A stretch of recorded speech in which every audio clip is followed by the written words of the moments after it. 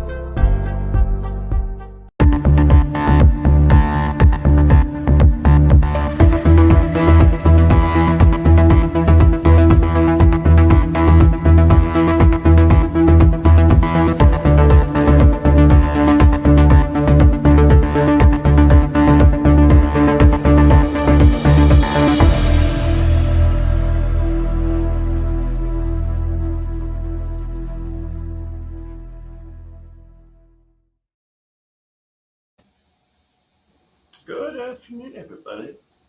Welcome. Welcome. So, we have S.P.R.A.D Paranormal. We have Freighter. How do you want to pronounce your name? Do you want to do Lux. LVS? What is it? Faust? What? Lux or Lux, rather. Look. Latin for life. I gotcha. Freighter Lux. All right. Sorry about that, bro. Sorry about that. All right. And I'm Brian from the Academy of Sorcery. So, we are here to discuss new things for the community, new things for the goings on, and what it is we are up to today. Would you like to start us off? As we call this little shindig together. I'm just checking, make sure everything's coming out like live. Okay. Did this go? Because I don't think I'm. We're live. We're- We're live. Okay, good. Yes. All right. Yay. New technology, new uncomfortable actions, and new things that we are all up to. So, as we get ready and do this thing, we come together to create the Sorcerer's Summit in order to be able to establish a place where people can use energy work, ritual magic, and other things in order to be able to create that which they intend with their power that they look forward towards developing, right? How that happens, we have S.P.R.A.D Paranormal is our service division that we're working with. He's been working with paranormal for 10 years. We have Freighter Lux, who's been working with the occult for an insane amount of time. So, where do you find yourselves on the need for a summit these days? Where do you find yourselves needing to set up a dialogue where it's not just one voice on the table, but many? What brings you here today? Well, I could start off, I guess, by saying that in the traditional communities, now I haven't gone through the physical channels as far as ceremonialists, like going and joining the OTO or anything like that.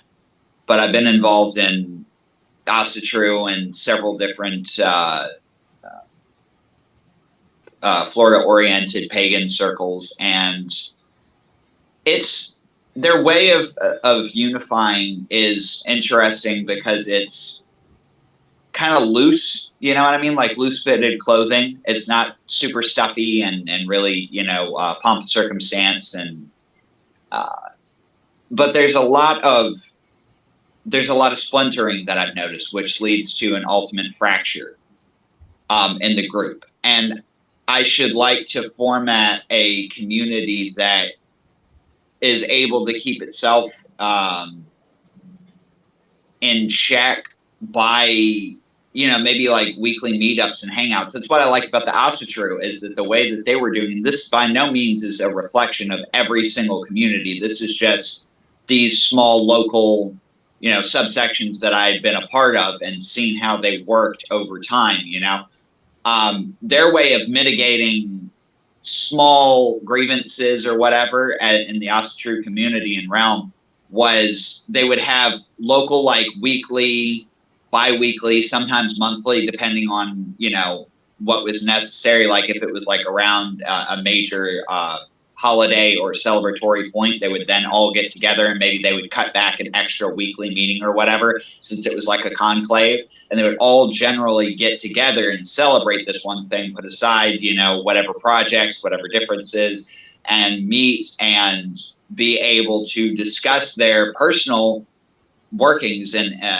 interpersonal lives, as well as participate in group ritual and focus on the community from that level, and then disperse and have your like weekly, bi-weekly cell meetings and whatnot. And it seemed to be pretty well orchestrated because it was more familial, you know what I mean, than the familial basis being based on the actual practice rather than the actual community. Does that make sense? So they're getting together to do ritual for the sake of the ritual, not because they like each other. Exactly. And when you have that plus a hierarchical group dynamic of, you know, like, well, I'm the elder, and you have somebody else going, no, I'm the elder, and you're going, this seems like a pissing contest to me, you know? And so you have the other dynamic, whereas it was more family, like, hey, like, you know, we heard about that thing that went on with, like, these were people who, in the Astro community, they knew each other. Like, it wasn't just this show of, well, you know, we traveled from hither, thither, and yon, and now we're going to discuss some shit, and now we're all going to get together, celebrate, and I don't really give a fuck about you or you know, we're just kind of here. And then we're going to disperse and go about our separate ways. And I'm not going to see you next year, maybe even the year after that. It depends on if I can get there or not. You know, it's a little bit more chaotic.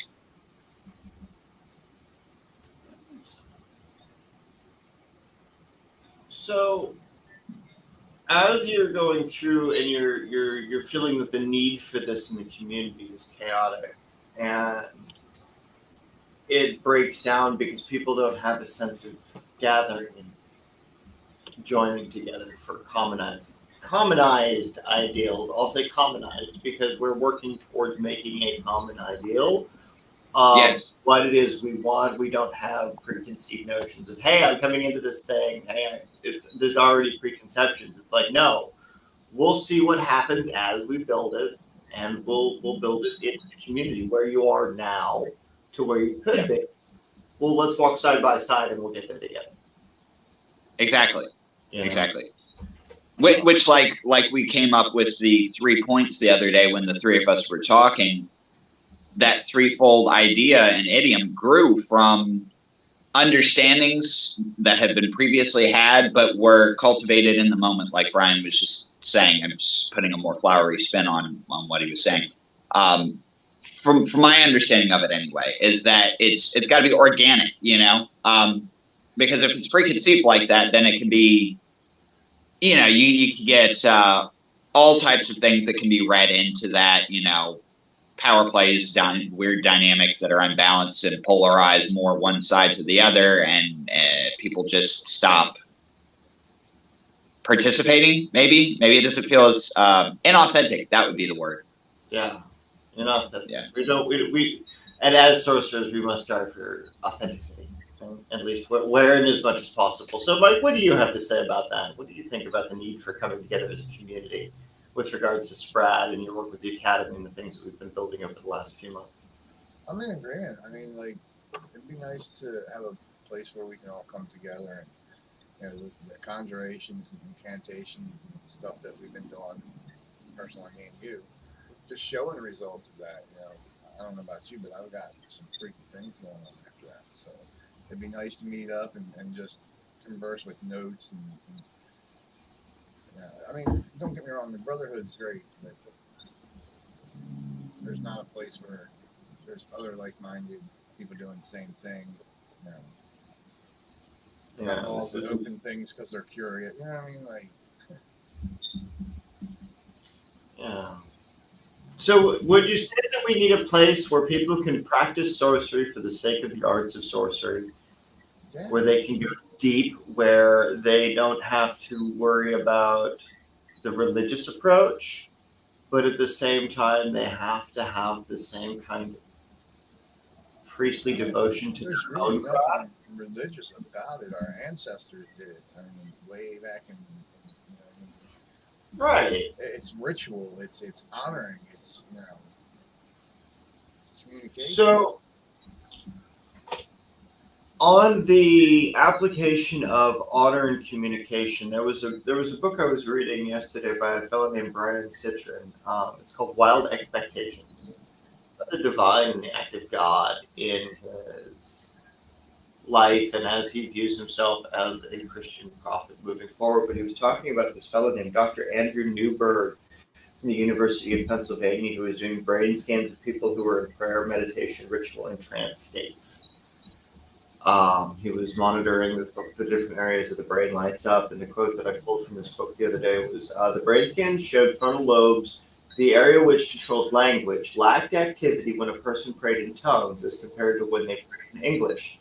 When they added worship music and removed the cameras, the praying in tongues practice showed even less brain activity. If those people were just making up sounds, the results should have been more in line with one of the previous studies, where the previous research showed Buddhist monks in meditation and Franciscan nuns praying in their native language had noticeably more brain activity when compared with actually speaking in tongues.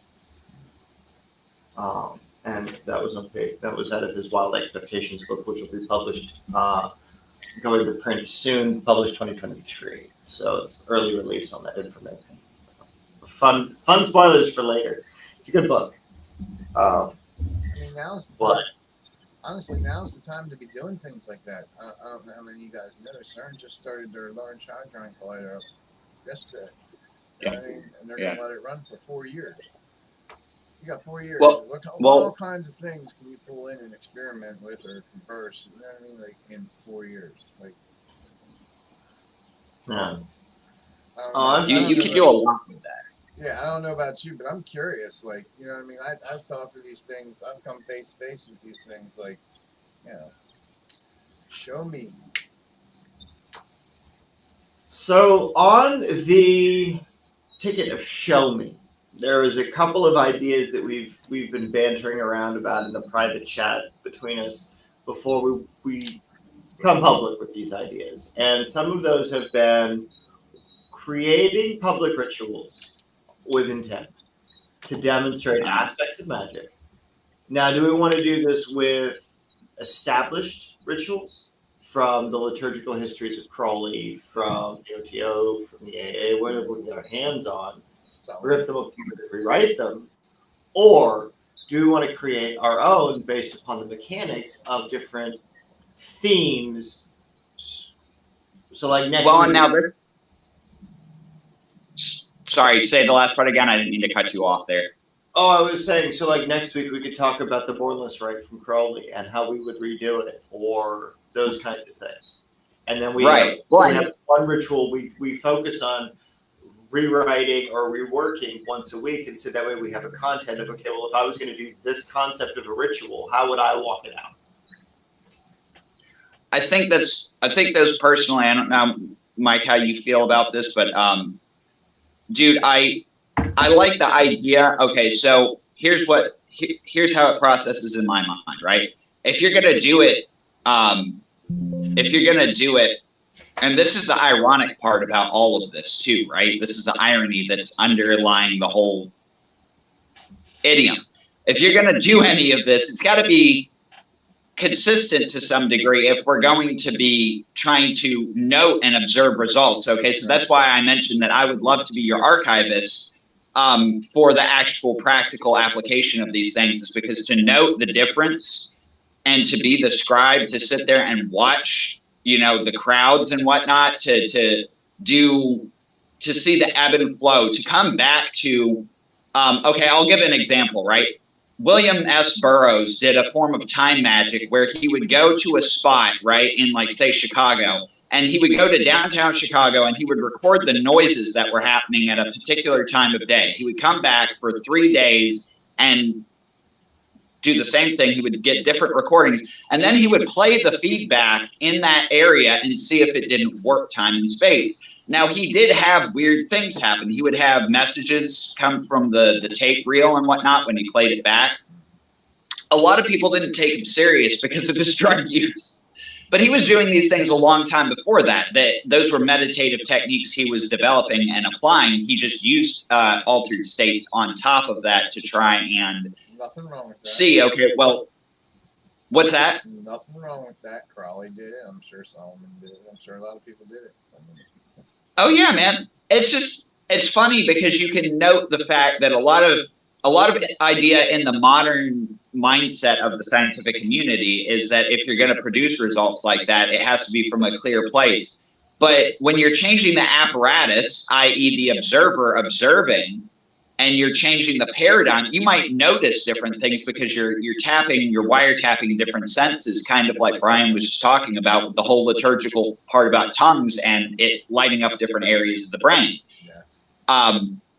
Which makes sense from a vibratory aspect too, because you're vibrating, there's different rates, there's different frame rates going on in your head. You might be conjuring and calling up old sense memory and stuff like that from like ancestral times in your DNA and whatnot. But getting back to the point at hand, we're talking about doing it live, right? So if we're doing that, I mean, obviously, like, do you guys want to do it on an individual level and start this before we ever get together? Do you want to wait and then have it like a big, like, kind of like event type thing and then go about it consistently to where it's like a once weekly thing? We go over it, we transcribe the elements, we find out where it could be reinforced in the spell from the actual theoretical point, and then act it out and note the differences in that area in people who are exposed to it. If you're doing public ritual, whatever, finding out the conditions. Are there changing weather patterns? Is it erratic there? Are the politics of the area radically involved drastically? Do people start acting more like, like what are the terms and parameters to this thing? Right.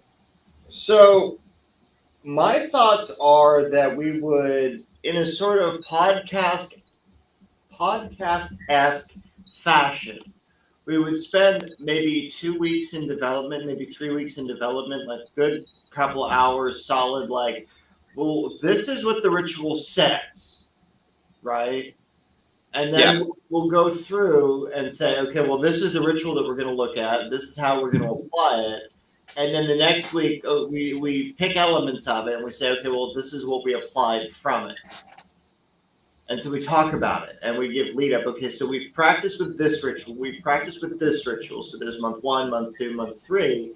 And then by month 4, we should be meeting in person at least before the start of winter, in order to be able to pull something together. So we're doing a live in-person summit together with some of the stuff that we've discussed, but we build out the content that we want to do in person. Like if we're going to be in person for 3 or 4 days, how many of those 3 or 4 days are we going to spend in ritual? How many of those do we want to spend in preparation?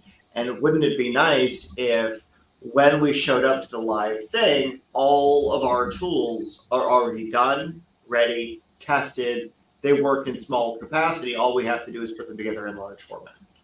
That would be great. Yeah. It takes me out. And the books that we write as a result of the rituals in the interim, the kits that we create as a result of the spells that are functioning, the tools as a result of that, all of those things are something we as a collective can sell when we are trying to create something that the people at home can do themselves, right? So that way there is a consistency and a follow through. So if I'm using these ingredients for this correspondence, then you'll get all the notes for that, right? And so here's the shameless self-promotion, like and subscribe, right? So that way you get the notification that you will be involved in these concepts, right? Yeah. So as people are going through and they are doing their thing, whatever it is, if they want to participate and they want to get the candle kits or they want to get the oils or whatever it is that we're doing, right? Yeah. We've already tested it. on camera for the people in the first place. We've talked about its results. There's a Facebook group that corresponds to that I set up yesterday, and there's a Patreon that we can get to privatize it all in order to be able to keep it a very small, very niche community, and everything is a nonprofit, so it all just helps fund our research to be able to get this information out into the community further. Exactly. What do you think of that? Let me say that by doing that, I think you're going to open up a door as well to where it's not just, because like you mentioned yesterday too, right? You're sick of like just teaching. You want to be doing the practical applications to a degree, right? You want to be able to sustain from this. That's the whole idea, right? Is plant the pentacles, sustain. So, and get a network. And in order to do that with this network, with this community, with this idea, by doing that, I feel you're going to open it up to people who are on the fringe almost of like the ceremonial aspect of things, who are maybe they have some classical training, like my buddy Frater Ashen Chasson or Mike Kelly. They would definitely be interested in this stuff. Mike's got his own podcast up, and he's awesome, dude. He's into all of the. I mean, he's a huge fan of Gordon White and all of them. Actually, I think he's done a podcast with him, if memory serves.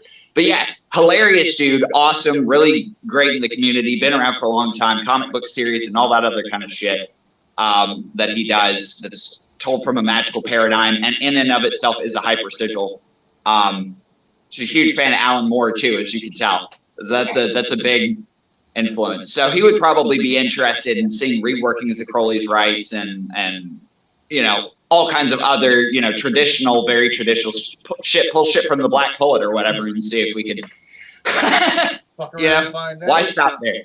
I mean, it is like I've got so much work that I've put into making the Goetic magic viable for me, right? Like I've talked up S.P.R.A.D from the brass vessel, bound it to an urn, and sent it to one of my students.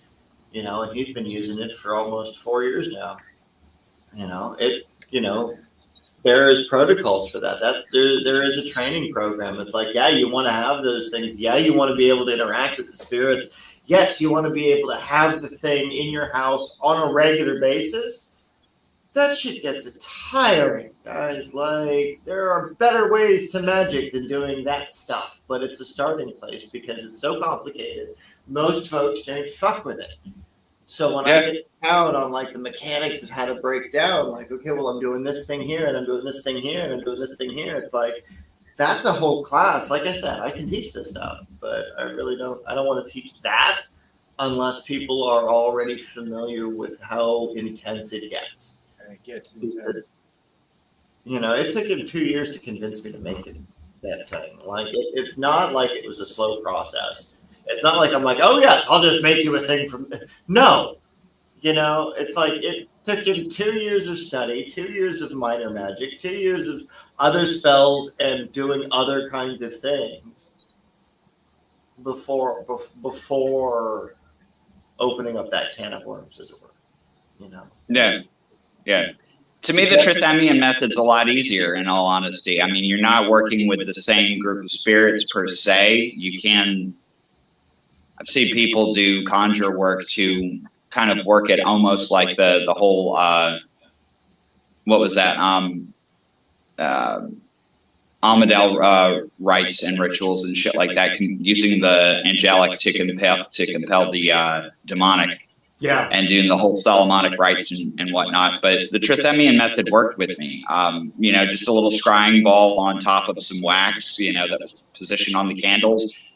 It took me like an afternoon to set up and to begin actually calling. You know, then I just went by the planetary hour and I saw immediate results with it. It was actually really weird because I wouldn't say it was like physical manifestations, but it was like stuff was off. I was definitely having like almost like moments of serendipity and like familiarity, if that makes sense. You know, like deja vu type stuff. But it wasn't, once again, I go back to when we were talking about your method and whatnot. It wasn't the same type of scenario. And I would really like to, maybe we can have like I wouldn't want to say comparison like Sundays either, because, you know, some people are really, really attached to the particular tradition that they choose, and that's fine. Well, so see, that's the thing too, is like, are we backing ourselves as an eclectic, or? Well, I think that's the beauty of what the Academy represents, because it's all about sorcery, right? What is individual paths of power? What is the individual's understanding of their power and their moment of tapping their divinity in that moment to be able to create the result? We're just sharing the same base formulations. So when you use this name, this concept of I want to do this thing, how do you do it? Yeah. You know, do you do it like Crowley did it? Do you do it like you do it? Do you do it like Mike does it? Do you do it like I do it? Do you do it like Andrew from the Brotherhood of Male Witches does? Like, however it's done, right? However it's done. If it works, what was the results you got? What were the results you anticipated?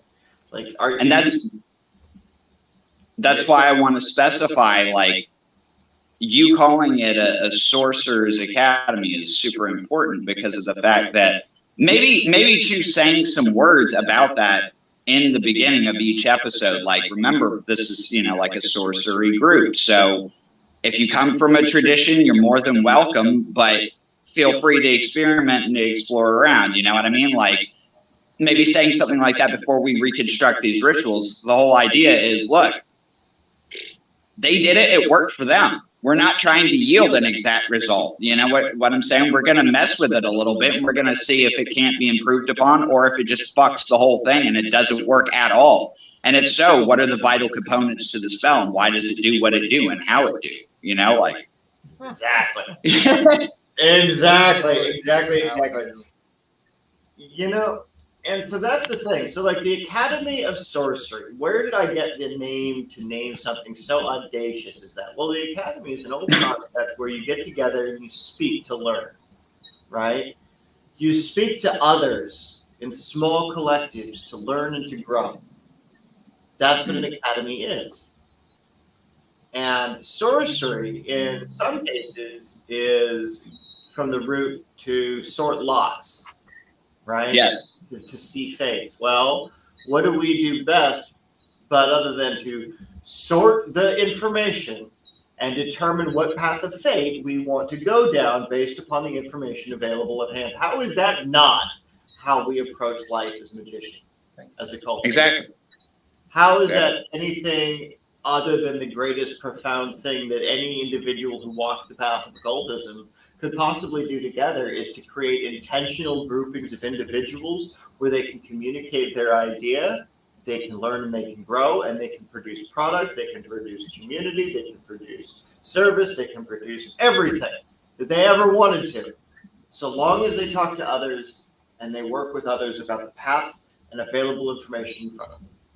So that's the founding principle behind the Academy of Sorcery. That's what it's supposed to be for. And so for the viewers that are unfamiliar with that term and why we've come together to be able to do this, it's to be able to further that in whatever form that's going to allow you, the individual viewer, to unlock your potential powers so that you can do what Mike does. You can do what Frederlux has done. You can do what I've done and walk out these moments of power in your experience when shit hits the fan. You know, and most certainly and definitely will when you are fucking with the unknown and unforeseen. It gets weird, man. Be prepared for it to get weird. Oh, I've already seen some weird things. Like, weird enough. Yeah, man, you're at it on a whole nother level, man. I only had one. I think, Mike, did I ever tell you about the haunting I had when I was doing spirit summoning in my room and whatnot at night? No. Oh, God. Well, just a quick one, and because Brian's heard this a couple times, I'm sure. I created a dream staff as per the recommendation of Art from the Sorcerer's Guild, and I thought it was an interesting idea. I'm like, I'm not going to actually sleep with the damn thing, but I'll use it as a node to tether and anchor the sigil to. So I created a sigil for this name out of the 50 names of Marduk, right, that I was working with. And I put the other sigil underneath my pillow, sprinkled it with some tea, drank the tea, went to bed, conjured the image in my mind and the power name a few times, haunted myself, and told the thing what I wanted to do. I was like, come on, man, instruct me on battle magic. Let's go. Let's do the thing. So, I'm flying at the speed of fuck, and astrally, and I end up in this weird landscape, man. It was a cityscape that was like, everything was super like sharp angled. It was very much like Lovecraft described his city in what was that book? The Color Out of Space, I believe it was. And oh yeah, it was and he gives a very brief description. So what's interesting is this filled in the gaps there. And I got there, and I'm hearing people speak to me, which is strange because I've never had such a vivid dream, which is what made me believe it wasn't a dream. This thing didn't just take me inside of my mind into this little fantasy scenario to show me what's possible. I'm actually out of body.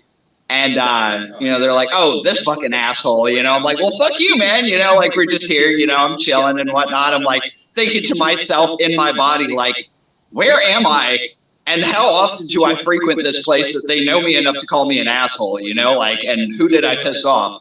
And so the strain's a bit much on my body, I guess. So I pass out, and I'm bilocated, which I don't know if you've ever heard the term bilocation or whatnot, or had it happen. You can pan in and out, back and forth between your spirit's consciousness and yours. So you can see yourself almost as like a camera angle shifting back and forth. And I end up coming back, right? And we cross this barrier, and I break through, and I feel it. It's like physical. I can feel this in my astral form. It's like physical. And it gives me the strength to push through it. And I get this overwhelming sense of dread and fear. And I'm like, oh, that can't be good. Fuck. What are you doing, man? What are you doing? And I end up back in my body, right? I get that same eerie feeling, like the back of my neck, the hair on the back of my neck standing up. I twist around, and I see... You know how in Predator, how the Predator moves when it's in like camo? How you can see that brief outline of it in black, but you can also see how it's like all distorted, its body. Right. That's what it looked like. It was like multifaceted diamond with bright yellow eyes. I mean, brighter than fucking like piss yellow. And my whole body tensed up. I could actually feel my veins dilate and allow for more blood flow. And I shot my hand out and started screaming in tongues, and the thing fucking disappeared. The whole vibe of the room changed, and I collapsed. I was in a sweat, like I had just run like 10 laps around the house. And yeah, man. So I mean, but I've never actually physically gone to do that. I was just fucking around with this thing to see what would happen. Just like, okay, well, it'll be metaphorical, right? You'll just like give me like dictation, and I'll try this shit out on my own. No. Never found out. No. Yeah, it was a fucking drill sergeant type mentality, man. Like, you're gonna do the fucking thing, cadet.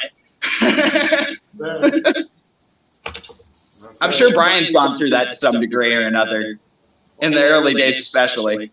Oh, absolutely, man. Absolutely. And the things I used to do to students back in the day, man, I was such a bitch. Oh. Early days of the Academy, you wanted to fuck around with spirits. It's like, okay, well, I'm going to conjure up this thing. I'm going to leave you in this space, and you're going to get rid of it. Good luck with that. Yeah, and then I would grade them based on how well they did, how long it took, who they endangered, if they allowed it to manifest to a problematic thing, or if it was just a mild inconvenience, or if they... If they could detect the energy and they're like, oh, it's nothing big or nothing major, well, that nothing major, you can start off as minor inconvenience. You know, it can escalate super fast. It just needs extra energy. It needs to build momentum. It needs to attach to tethers in your space that, oh, well, this inconveniences you. Oh, well, there's just this thing that happens to be in your way, so you just happen to trip. And so these, you know, it's like they'll fuck around and they really will find out. And it will, you know, this is why I say it's like back in the day, I used to be a lot more visceral with my lessons than I am with you guys now. So it's like, less is more. Less is more. Let's be good to our students. Let's not. But you know, even with Mike the other day, when we were conjuring up that fire elemental to attach to his candle, so that way when he lights that candle off, in his ritual of exorcism for the people, not only now is he channeling the stations of power like's available to watch for the individuals at home on AOSparanormal.com. They can watch him in the field at the Zeller's case when he's out there demonstrating exactly what he's talking about. He had the ritual of power. He had the candle that he used, which was a fire-based magic. He had the ordinations of the black fire and the magic of creation that we were walking out. But in the conjuration that he used, it was for a very specific aspect of the celestial fires. So it's safe for the public to use, right? And when we were doing our green witchcraft segment, when we were fucking around and finding out, ripped his shit on cannabis, connecting ourselves with the higher spirits when we're doing this thing, and summoning up that fire elemental. So now when he goes out there and do these experiences, when the people are holding that stick, that they're out there with the stick, with the feather, pushing it into every corner so that it's the vital breath that flows into every corner of the space to purify that off. Well, now there's a spirit that's going to be attached from the candle to the sponge stick. Now that spirit has a path of transmission, not only to catalyze the fear that's burning as the embers in the stick that the person's using, but also now too that feather will have an extra significance because it can attach to the spirit that was summoned. So now it can create that generational, like everything is full circle in a loop in this moment of exorcism. So it equips Mike even better to be able to go do these purifications out in the field, and you don't have to worry about like having to do the 40-minute ceremony and the chick, or what was a couple of hours and a couple of chickens, and like ruin like whatever your property is when you're out in the field with the exorcism. Like if you've got to destroy the mirror, if you've got to break the Xbox, if you've got to break the photo, destroy the photo, whatever it is, right? You're doing those things and you have these ritual elements. Well, with the way that Mike is doing it, with the way that I'm creating for others to do it, it's based upon their power and their station, right? So everybody can have a ritual cleansing that they can have made for them, right? With their own words, their own tethers of power, and they just have to figure out a way to structure it in a way so that when they are doing those symbols to, you know, the hand to make something fuck right off, that they have that better force. They have that better understanding of it. Can we talk about unorthodox transmission of things as well, real quick? Because you're talking about, right? You're talking about in the form of banishment and such, right? Right. So the form by which you utilize your magic, right? The catalyst by which it acts is a very particular route, just like you were mentioning with the whole transmission of the Phoenix spirit right now, right? And that's very important. Yeah, that's very important to understanding the way by which you are transferring the thing into the settings and space around you. Right. That's one thing I love about having walked an eclectic path versus staying very dogmatically, you know, honed to one. I got the training to understand and begin to conceive of it through that path. And that was through, you know, traditional ceremonial structures. However, when I started taking it off-road, I started experimenting with things and noticing that I could push items away from me or people away from me. I could draw down gods and goddess beings and sigilize for that to happen without having to even really do a whole lot. You know, I took, for example, there was this one time where I was having a problem with something, and I did a divination to figure out, and this is the important part of the system as well, obviously, it's like we were talking about earlier with the whole sorting lots and whatnot, getting the actual information beforehand, and then having a system to actualize the thing and bring it about into reality. Exactly. So I did a divination. I heard the presence of the name of the goddess that could help me with said thing. Right. And I wrote about it. You know what I mean? Quick and easy. Took 5 minutes. Very painless. Very inspired to do it. Did it while I was in that moment of inspiration. And about a week later, right after writing that, I run into, no, it wasn't even a week. It was like 3 or 4 days later. I run into a buddy of mine, Tyler, who I hadn't seen in 2.5, 3 years, right? So sheer serendipity, you know, we live in the same town, but we go in very different circles these days. He's got his life and I've got mine. And so he was just so overjoyed to see him. Hey man, I haven't seen you fucking forever. You know, like, what are you doing? Do you want to hang out tonight? You want to smoke? You down to smoke? And like, I'm not a huge partaker. It's just me. I don't know why. It doesn't really agree with my chemistry. I'll drink some mushroom tea, but you know, like, it's just not my thing. But on this particular instance, I was like, yeah, you know what? Like, yes, I want to hang out with you. It's been a minute, man. Like, we need to catch up. So he was hanging out with another friend. The three of us hop in the car. We head out to this dead-end cul-de-sac right around the way, head off on this little private trail. They begin to roll up and do their thing. And I'm getting this feeling of, like, ominousness, you know what I mean? It's almost like static building up in the car, in the vehicle. And I'm like, why am I nervous? Like, I know he's not about to pull out a gun or a knife and do me in. Like, that's, we don't have that type of dynamic. He's not that type of person. Even if he was, like, we got a close bond, you know what I mean? Like, there's, Right. and it's not the other cat, you know. I'm like assessing it with my feelers, so to speak, and the energy is just off for some reason. We start smoking, right? And I start seeing all this weird, like circuitry almost. It looked like a technoglyph or whatever, but it was very sparkly. And then it cleared in the smoke, and I'm seeing this figurehead, and it's the figurehead of a woman. And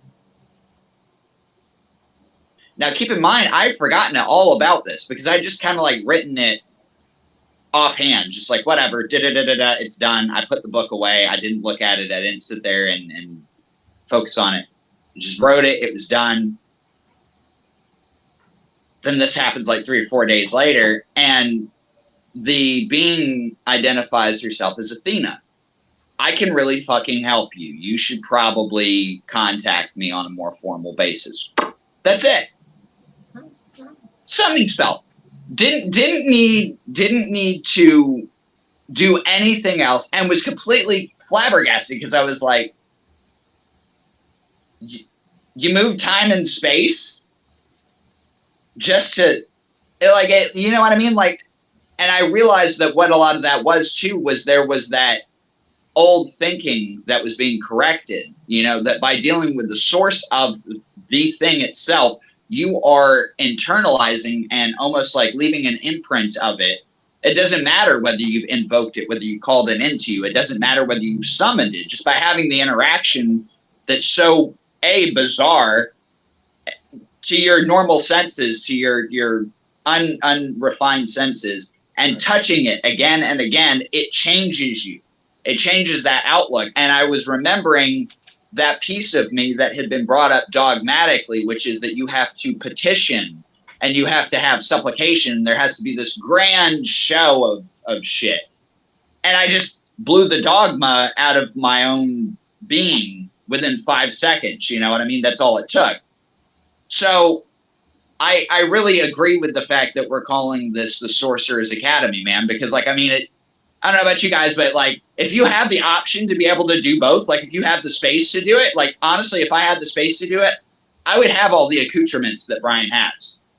You know, if my life was currently set up like that, I would have it 100%. If I had that in the quiet, you know what I mean, without all the trappings, and I can. It's just a matter of, you know, is that how you feel? This next phase is going to shift. And for right now, I'm feeling like doing the other thing was even more titillating, you know, for whatever reason, because like the boundaries are limitless, you know, no one set them there. And even though people have experimented with it in different ways, can you open the technique up? You know, can you excite people who are coming in to try that, to hear about that and be like, I wonder, you know, to fuck around and find out. Is that going to be our motto, guys? Or Fuck, hey, that's what I did. That's what Brian did. That's like what we both did. We fucked around and we found out. It's the only way to find out. I wanted to conjure up something. I had no idea what we were going to conjure up. Fucking, why not finish the spell from Mike's exorcisms? Why not? I wanted to open a gate. I was like, look, I got 2 mirrors. You need to open a gate. And he's like, all right, well, you need to start by doing this. And then this ran into this, and we fucked around. He's like, are you ready to find out? I was like, I was born ready to find out. Let's do this shit. yeah, man. We fucked around. We found out. And it worked. Oh my God. So, Mike, you want to talk a little bit about that for the people that are watching that don't have any clue of what we fucked around with? Like, they know a little bit, but you were the one that actually did the ritual. You were the one that finished the words that I was saying. You were the one that put the ingredients together and had the shit show up in your house that night. All right, You know? yeah. So, like, we were fucking around and finding out. Doing the ritual. Expound upon thy fuckery. We have a sigil I did here. It's got all the elements and a little bit of my blood. And we have a crystal right here. And we were opening gates. And, well, we opened the gate. I got something here.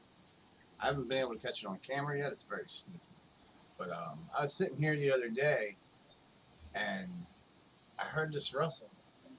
Looking around, ain't nothing there. And I'm looking on the camera, ain't nothing there. And I'm like, all right, well, if you really want to get my fucking attention, you'll do something like knock the fan over or something. Not even like 5 minutes later, you hear this crash, bang. I'm like, okay, yeah. That's not my imagination. So I went about my shit, you know, and I'm sitting here on the computer getting things for the website for S.P.R.A.D. And I got really cold, like, near my feet. And I'm like, what? I was like, all right, well, if you're there, you know, you'll appear behind me. And right about that time, I look at the camera and you see this orb shoot right out from behind my chair. Just like, I'm like, yeah, okay. All right, now I know you're here. Like, we got to do some more. What else can I bring through? Like, let's see. Yeah.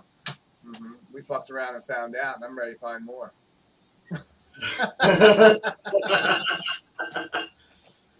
Oh, man. Like I said, shit that scares most people excites me, man. Like, yeah, I'm ranked up there with like Aleister Crowley and Antoine LaVey and King Solomon. Like, King Solomon, he's my mentor. Like, anybody that can gather 300 demons and build a holy god's temple is my kind of fucking dude, man. Like, seriously. All the ring. Like, fucking respect that dude, man. Where are these demons? Because I want to see them too. You know what I mean? I want to fuck around and find out where you at. Let me see. Yeah, man, for sure. The seasoned adventurer. Yeah, like... Please continue. Oh, no. I was torn between a comment and a quote.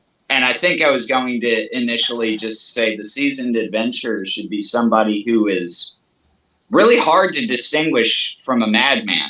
You know what I mean? Like, if they're questioning whether your sanity, you're doing something right. You know? Like, fuck's sake. I went around and fucked around with the Spirit of Tampa, right? Because I was working with the sigil that a group I was in posted. Very similar to the LS, but it works specifically with the ley lines of an area.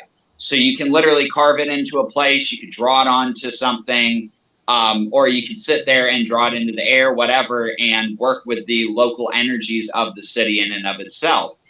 I was shown back alleyways. I was shown shit about the city. Random people would show up and guide me, so to speak, as I was having a telepathic conversation with this thing. And, you know, they would tell me individual things about it. It showed me how to do certain necromantic things and move certain spiritual energies throughout the city. That way I wasn't like kind of like clustered by it, if that makes sense. I don't know a better way of explaining it. Was that one's kind of hard to actually try to like transcribe into language. But it was cool because I made friends. I got a free meal out of the fucking equation. Like, I was just chilling on the street, man, and this dude was talking about. He was hollering at these women, you know, he was catcalling, just talking about this, that, and the third. And I looked back over my shoulder and I just shook my head and I'm smiling from ear to ear, man. I said, see, you can't have this in like a lot of other cities in Florida. I've never fucked around and found this kind of thing going on in Orlando or Palm Beach. And he heard me and I didn't realize he heard me. I thought I was speaking, you know, under my breath. Man, fuck yeah, I'll fuck with that. Come here. This is my motherfucking city, boy. You about to see how Tampa throws down today. You know, and he shoos me into Gasper's Grotto, and he's just like, here, it's on me, blood, it's on me. And I'm like, what are you talking about? Come, no, fuck that. You're going to come and eat with me, and we're going to have a conversation. And this is totally not my behavior, man. Like, I'm ostentatious, and I love, like, being an entertainer and performer, but I don't normally just throw myself out there to random individuals. So being possessed by the spirit of the city, it was way cool, man. Like, you know, people like you, Mike, doing your thing on camera, people like Brian and I being able to do what we do, how we do what we do. Like, most people, they hear about the term possession and they freak the fuck out because of how it's been documented and the dogma behind it without realizing that there's a tradition. There's a lot of traditions that promote that kind of thing, you know? Like, we won't even get into the extent about voodoo and all of that, and it's... Santa Maria, yeah. Yeah, it's so deeply embedded into the thing that you'd have to break down all the theories and understand the mechanics and the mindset. And it's become so divorced, it feels like, from modern thought. Even in some circles that I've been in, man, like, there's of like so-called magicians that are freaked out by the idea, like, you don't summon it, you never, what? Like, and that's where you get the whole idea of the armchair magician. It's somebody who reads about the shit but never actually ever does any of it. Like, right. A spell? Why would you ever want to cast a spell, my boy? You know, like, what? Yeah. Because I'm curious. Like, that's what drew me to this shit. Out. Like, yeah, man. You know, and that's one of those things where it's like, while we are having this healthy dose of, we are not amateurs when it comes to being in paranormal locations, protecting our own, purifying locations, doing these rituals, interacting with these spirits, all of the things, right? Like, there is an entire process for those that are behind the scenes that we put into our practice, folks. So when we're talking, this isn't, you know, Wonder Wicca from fucking Witch Talk. Like, this is some hardcore, like, we will bend reality for this shit. This isn't your regular everyday run-of-the-mill Hogwarts kind of thing. Yeah, you know, it's like, we are going to be ostentatious. We are going to, you know, it's like, the sad news is we found some really great robes that we could walk out, when it comes to ritual work in the field, but they're made in the Ukraine and currently unavailable for shipping. I have to. That is. Soon. Yeah. So that is a major unfortunate situation that we have going on. The spell books that I wanted to get for folks that study with the Academy and stuff like that, it's like they were made in the Ukraine. Like, so with the conflict that's going on right now, everything is still in flux. Right. So the more we develop for those armchair magicians that want to get involved, that want to maybe come out of their chair, maybe they want to find the spell for the first time. You know, Mike, you did the conjuration for that was your first real evocation of a thing that manifested through fire, not only once, but the next day. Yeah. Yeah. You know, it's like, can you talk a little bit more about that? Can you talk about like that experience to see what it was like the first time something was doing that for you? Yeah, well, the first time, I mean, it made itself noticeable by, you know, really appearing on my peripheral. It wasn't until I hooked the cameras up the next day that it had no other choice but to be like, hey, here I am. Like, before that, they're very sneaky, man. They're very sneaky. Move things on me. Like, I would set something down. Like, the very first day, like, when we first did it, I forget what I set down. Oh, it was the remote for my stereo. You can't operate the stereo without the remote. And it must have known that because it moved my remote. I always set it on the corner of my desk. Here, it was on the other side of the room on the table.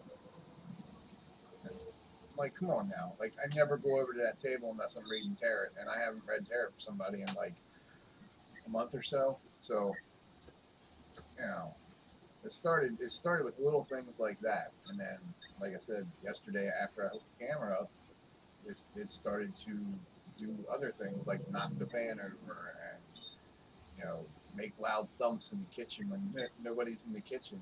You know, it's just me here. Who's going to be in my kitchen? If somebody's in my kitchen, they're getting beat up. Just ain't supposed to be here. You know what I mean? Like, Yeah.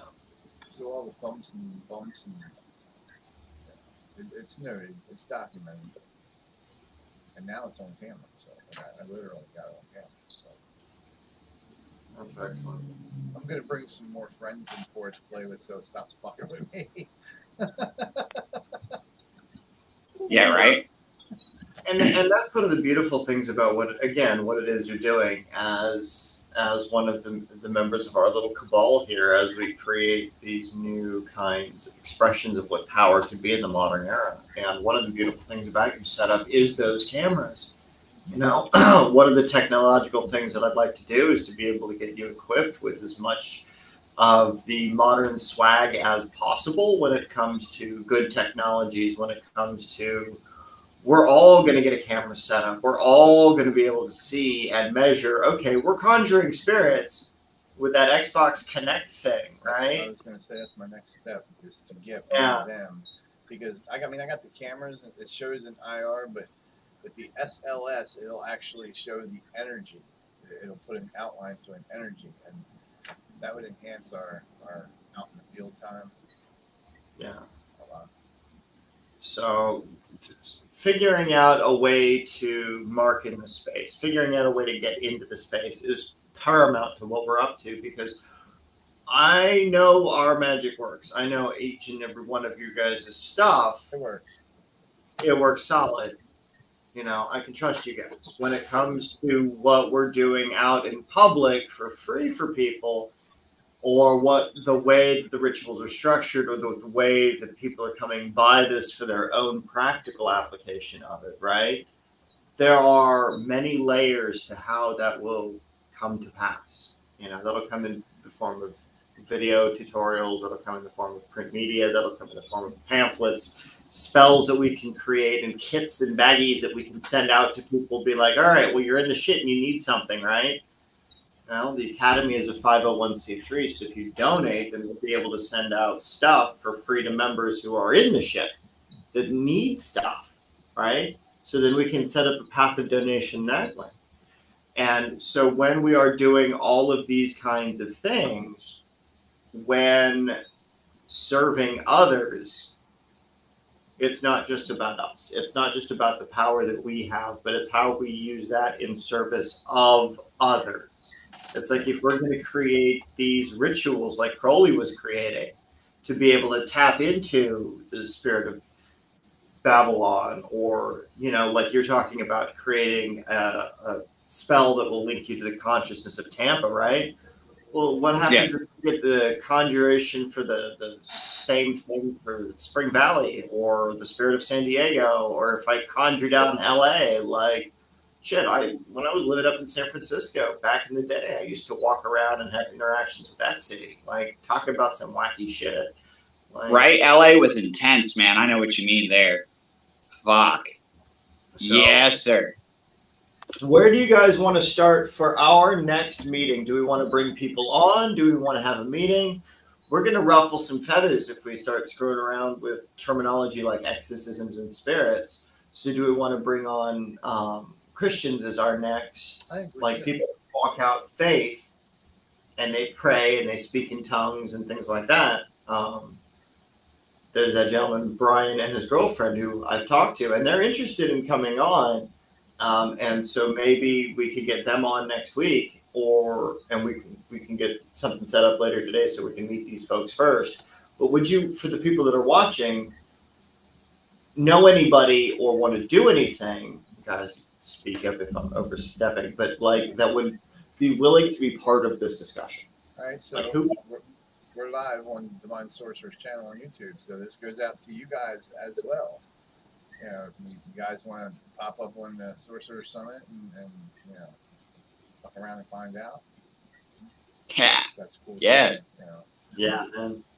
That's what's That's great to have an open-ended invitation like that, because you never know who. I'd tell you what, I would really love to get them on, Brian. I'd love to get Mike on if I can get Mr. Kelly to adjust his time zone, because he's all the way over in the Emerald Isle. Figure out something around his schedule. I tell you who would be fun. You mentioned Christian witchcraft, right? I would love to get, I think you pronounce his last name S.P.R.A.D. He's Italian, as you can tell. And he's been integral in bringing back the old traditions, right? So he'll take the Ecclesia Gnostica Catholica, right? He'll take the EGC canon and he'll crank it out, teach people, yes, the Catholics are into sorcery. This is what all the shit means. This is how you do it. This is why they use the novena candles by the Virgin Mary's feet. This is what it all represents. When they count japa, they're counting, or rather when they count the prayer beads, they're counting japa or malas. It's the same idiom. It's just to a different entity, or facelift for that entity. And then teaches you about how to get into it on your own and be your own central access point. So he's a Christian sorcerer, I guess you could rightly call him, because he's getting back to the root. You know what I mean? Shaman, sorcerer.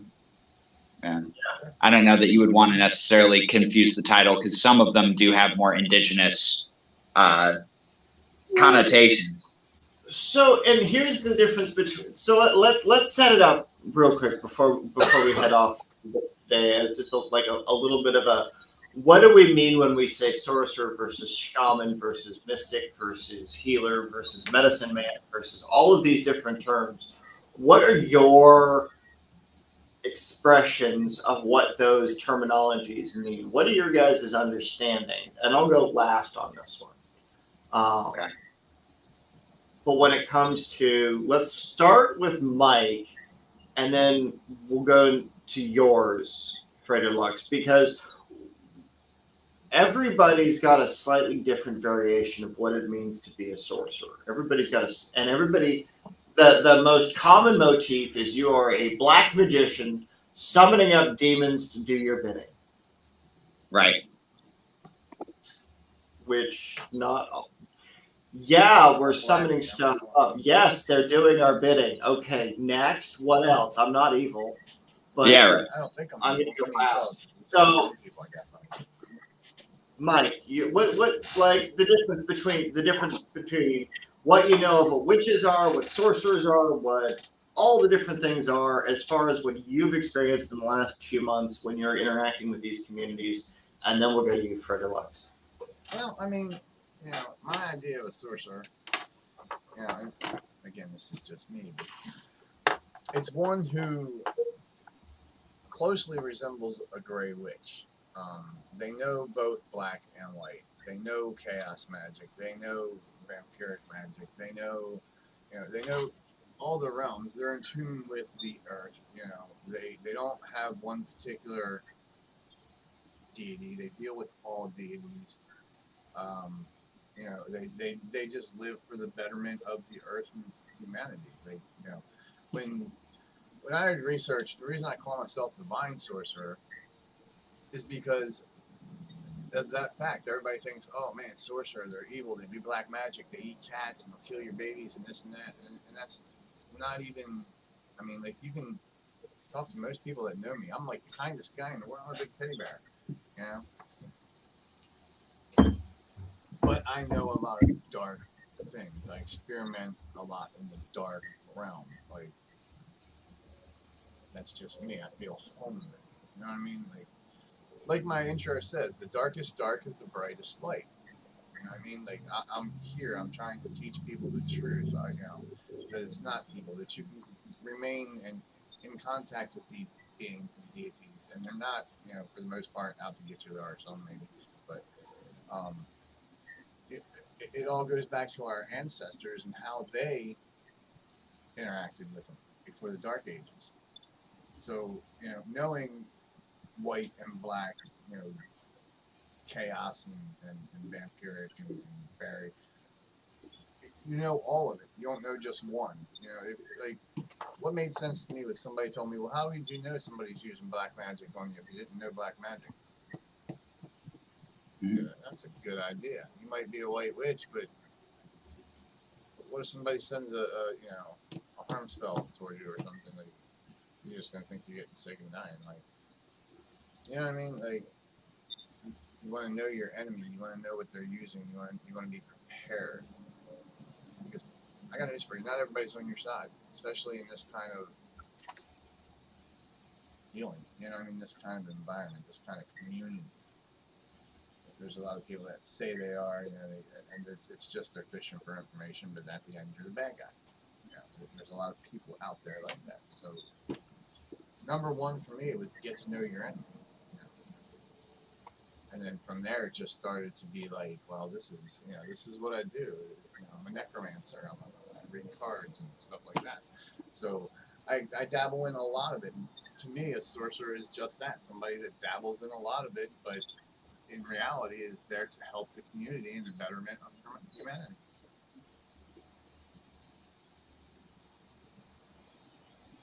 That's great, man. Thank you. Fred or Lux, what do you? Oh, okay. That's been my experience with it, was from the angle that Mike was coming at it. That it's kind of from the practical experience of actually being one, of taking the parameters and off and all the fancy doodangles and all of that and stripping it away and getting back to basics. I was realizing that it was more of, for me anyway, jack of all trade type of thing. Like, yes, you could specialize within sorcery. I'm not saying you can't, but that seemed to be more of the methodology and the circles of people I was running with when I belonged to groups that titled themselves as sorcerers guilds. It's a hodgepodge. You're going to run into a mixture, but it's not, I wouldn't dare say it's the same thing as chaos magic. You know what I mean? And the reason why I make the distinction is within chaos magic, I don't know that there's always a need to orchestrate an end to the means. You know what I mean? Right. It's flying all. It's like that old saying says, if you go far enough to the left, you go right again. You know what I mean? Like, you come back around full circle. And so that's almost what chaos magic kind of feels as if it's becoming, which is funny because I don't think that's what the progenitors of that term were getting at. I think they were more trying to connotate it toward like the sorceress groups. just based off of their readings. You read Peter Carroll and all of them, they weren't sitting out in public jerking off to fire sigils and shit. It was, they might have had some extreme means and methods, but there was a method to the madness. Okay, there was still a method. They weren't going loony. Where most of my understanding of it comes from was mostly etymological as well. So I looked up the terms. Now, it's interesting because I had seen the term that Brian was talking about earlier with the casting of lots and whatnot, the sorting of lots, I believe it was French, if memory serves, was the origin. Yeah, thank you for confirming that. There was another one that mentioned to ensorcel or encircle about, which is interesting because when you're circumscribing a field of energy about oneself and casting a circle, that's interesting for historical purposes, for personal purposes, obviously, and also from the idea of calling in a spirit to ensorcel you, or to possess you. It's interesting from another level because there was a vision Crowley actually had where he said, oh, no, it wasn't Crowley. I lied. Sorry. It was his scryer who was Peter Lavanda. I don't remember which one it was. I'll have to go back and look up, go through the account. But his scryer was saying, now he's moving in circles. And Crowley was like, in circles? And he's like, yeah, they're ever widening circles. So they were all like ripples connecting throughout these different universes. And he was talking about the movement of the spirit, how it was like coming through and into him and giving him that knowledge and divesting the knowledge. So there's another level. The term wizard or wise-ard is originally the meaning was philosopher or sage. So even in modern societies, the way that the word is being used, it's taking on different meanings depending on who is using it. You know what I mean? For what purposes, certain people would say it's becoming corrupt. Other people would say it's becoming more colorful, maybe, that the actual, like terminology is being expanded to fit the modern need. But at whatever level you look at it, I think it's most important to the person who personally identifies with it, like Mike was saying. He has a very hard definition of it's a path that I personally, engender. It's a path that I personally tread upon. And it shows something about your experience and your usage, being a great magician, being somebody who I'm not afraid to practice for these purposes or those purposes if need be. I can use those two different types of energy in my vehicle to promote change in the community and the world. I'm not afraid to do that. And so this is the particular portion of sorcery, the connotation that I'm attaching and latching onto it. And it's interesting because those who really identify with that are going to be able to pull something from that and get something specifically out of that. Why have so many teaching styles if you're not going to have a bunch of different types of people who learn different ways, right? So why would you not have a bunch of different ways of expressing sorcery and conduits through which to bring that about into to being? Exactly. And so this is where I'll wrap up my thoughts on what sorcery is. And yay. So for me, it's not so much how I walk out my life, more of what I'm using when I do stuff. So what is the source of fire? What is the source of air? What is the source of light? What is the source of darkness? Where are those points of origin? Full circle loop. CERN is fucking around with creating Big Bang scenario type things, and I've got crystals and stuff set up so that it channels those energies. I was gonna say it's gonna create a big shift, and those that are paying attention to like the energies around them, people that like, especially people like me and that know hermetics and they know natural law and how the universe works, they're going to be keen to have their crystals set up, their sigils drawn out, their stuff drawn on the floor, their candles positioned, their herbs mixed. I mean, like, you know where I'm going with this. Like, if you're in the mood to fuck around and find out, now is the time. Yeah. Exactly. Well, expressing like also expressing like Brian was saying, the point of origin, right? Source, like something source, where it begins at, where it comes from, is in the word, right? So, and that's more of where I'm glad that you kind of said that, because I trailed off and got a little bit lost on the actual explanation of the terminology rather than getting back to the point. The source of a lot of these inspirations come from the need for expression, right? Fire, in order to be able to sustain life, is not just a physical, it's not just plasma, rapidly exchanging information in the space to where it heats up and changes the velocity of an area and possesses it, Right. but is also a thought process. It has a route by which it travels in the universe, and has other very strange, don't get me fucking started, man. When I get into like astral fucking shit, I'm still like pinky toe in it going, wait, why is it that way again? Oh, well, it's like this, but really it's like that. And you're like, wait, what?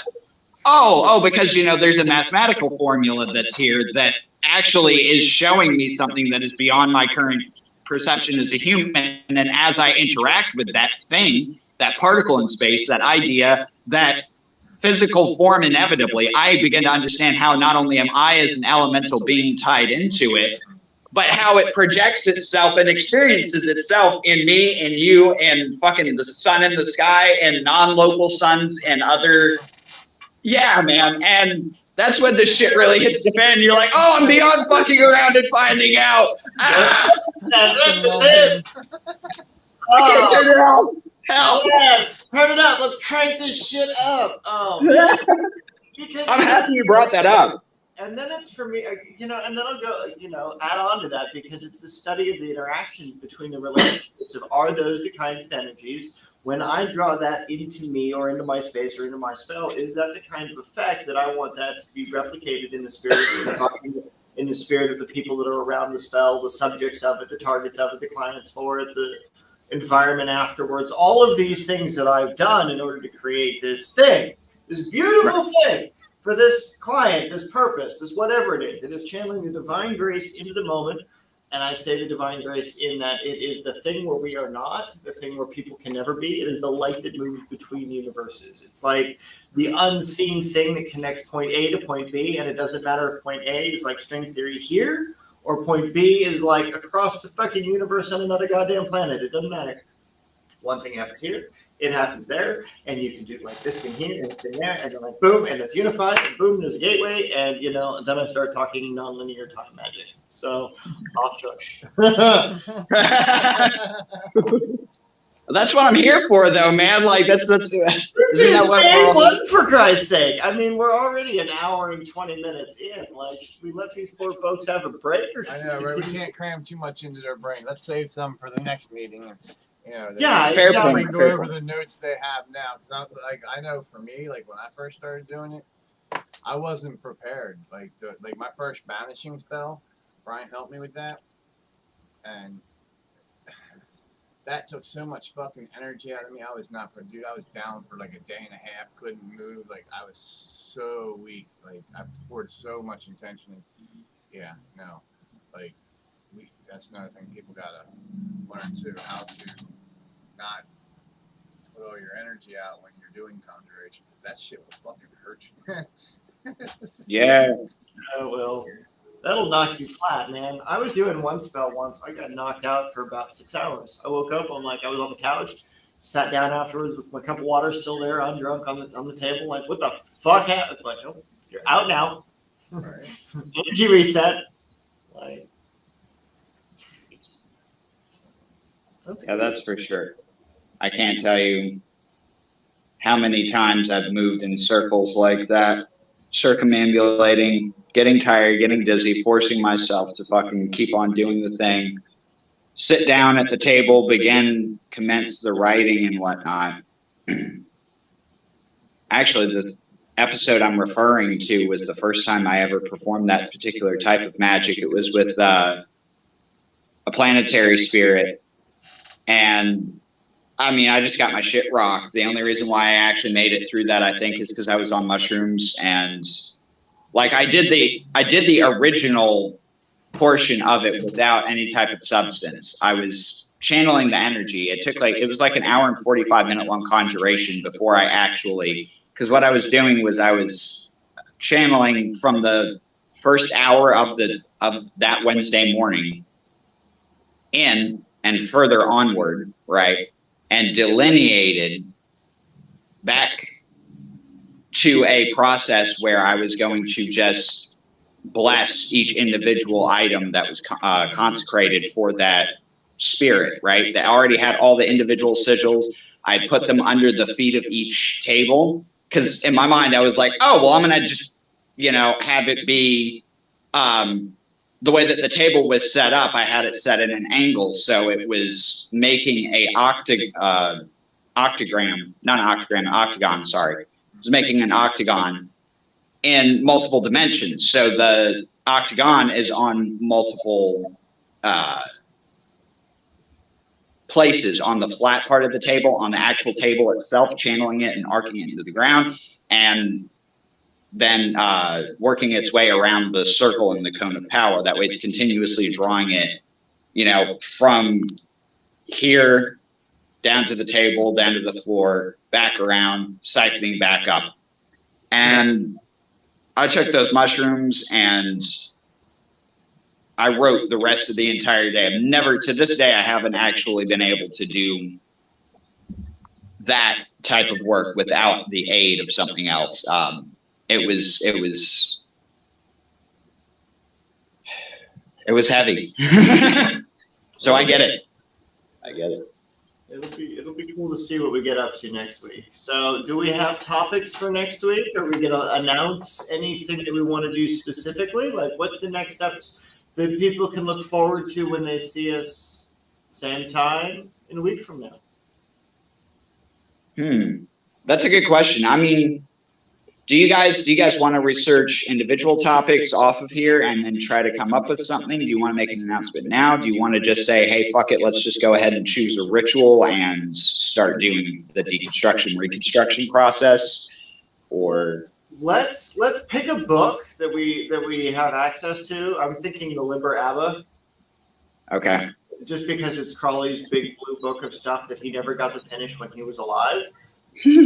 Now, my copy of Abba has long since gone missing, which a lot of his shit has, but I believe I can find a PDF online. So PDFs online. Yeah, I know that's part of the environment, but for the local readers who are familiar with high ritual magic, we can pick something else too. I mean, it's like that was just the first thought because we had spent so much time talking about Crowley today. I figured, well, let's just start with that. Yeah. Or we could go something a little bit more fringe, and we could talk about his prophecies, because he has from the 666 to the 777, and then also put out at the same time as Teachings of Osiris, which was done by another psychic in the 1920s who was channeling Osiris for his priests to walk out as a message, but it reads almost similar to Crowley's book. Like they're formatted almost exactly the same. Yeah, or the Book of the Law even too, which is another one that's in the same vein. It's actually a main thing for Thelemites. His transcriptions of being possessed and visited by Nuit Hadith, or Ra, the sacred name for Ra, and channeling them and writing back and forth. That's the one I was telling you I used to sleep with underneath my pillow as a talisman when I was first starting my thelemic path walking. And man, I tell you what, the dreams that I had, I was dreaming of like being possessed by the Kaliach and like doing insane types of magic, just like old school, old ways type shit, you know, fucking beat a bird against a tree and, you know, let the blood flow and shit like that, and opening up interstellar gateway. It was wild. I was just, yeah. Blavatsky. Oh, Blavatsky, yeah. I've got ISIS Unveiled that we could, you know, go through. It's like the Theosophist movement fucked with all sorts of stuff, and it interwove its way all the way up into the modern era with some of their techniques and their trainings and stuff with modern Wicca and such. So, what do you think would happen if we, not to cut you off, but what do you think would happen if we read them backwards, almost like the whole Lord's Prayer reversal type thing that Anton LaVey and all of them were super huge on having their adepts do? Ooh, so this is where we will leave the episode, I think, and we will figure out between Crowley and Blavatsky. That is, comment below on the feeds. Yeah, and I just noticed that my live wasn't open, so I'll make sure for the next one that the live chat's open so you guys can converse. Okay. I didn't know it was closed, so I'll have to go in there and fuck around and see if I can find out. All right. Oh, hella cool, man. Thank you, gentlemen. Thank you. Thank you.